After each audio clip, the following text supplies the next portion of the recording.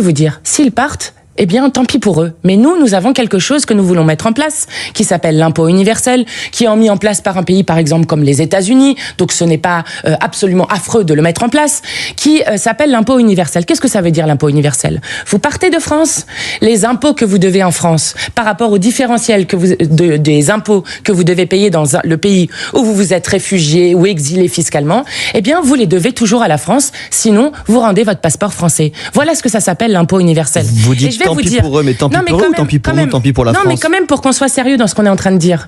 Les 500 plus grandes fortunes de ce pays ont vu leur fortune multipliée par 14 depuis 30 ans. Si vous écoutez par exemple Piketty, qui parle, l'économiste Piketty, qui parle de la taxe Zuckman, il dit c'est vraiment le minimum du minimum. Donc on prendrait 2% à ceux qui ont plus de 100 millions de patrimoine.